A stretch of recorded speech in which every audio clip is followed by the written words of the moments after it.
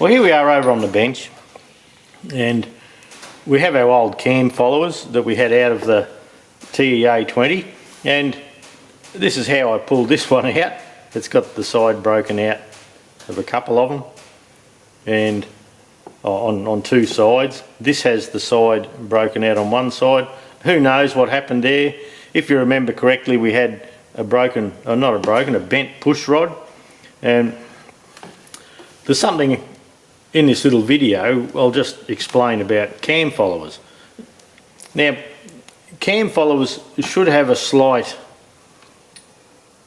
convex surface, and look, it's very slight. Here's some new ones, and you can see that that's just rocking back and forth there now. I'll try and do it front to back, and you can see that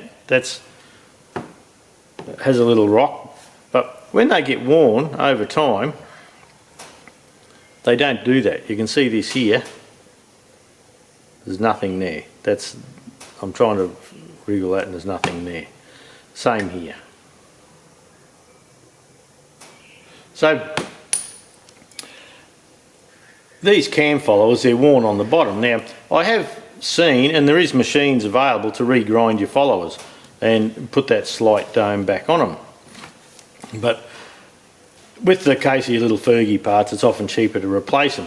Now, these are new ones. I spoke to my rep at Sparex the other day and asked him, I couldn't find these cam followers, and I asked him about them, and we checked what we could and we can't see them there. So looks like Sparex are not doing the cam followers. On my website I'll have a link to these ones if anyone needs any, and to my knowledge we have a good supply of them. There was no worries with them. Now, another thing you look for is on the bottom of your cam follower. See this little black dot there? That's the hardening gone. And if you have the hardening gone and a little sharp edge on your cam follower, that's going to tear or mark your camshaft and make your camshaft wear, because the camshaft wants to go round and round pushing on this on a nice smooth surface, but when the hardening comes out, you know the cam's rubbed on that bit because it's worn, and all of a sudden you have a little sharp edge, and you can feel, see if I run my biro down there, there's no kick, but if I bring it through here you can see there's kick, so there's a sharp edge there, so that'll wear your cam. So chuck them out. If they're like that, chuck them. Now, something else I'd like to talk about with the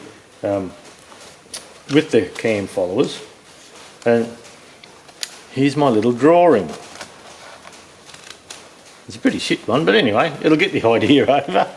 And when you look down from the top to where you've pulled your cam followers out, down the side, or if that's our centre line coming through here, you'll notice that the cam lobe's offset, and it can be offset to the front or the back, it just doesn't matter.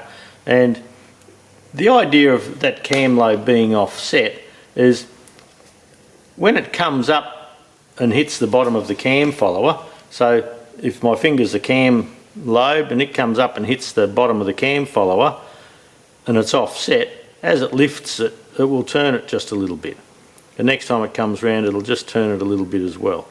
And that keeps it moving, and that keeps the cam on a new area all the time, and it keeps this surface area on the cam follower lasting longer, because you're not going up and down on the same place all the time. You're getting a new little piece of metal each time the cam follows it.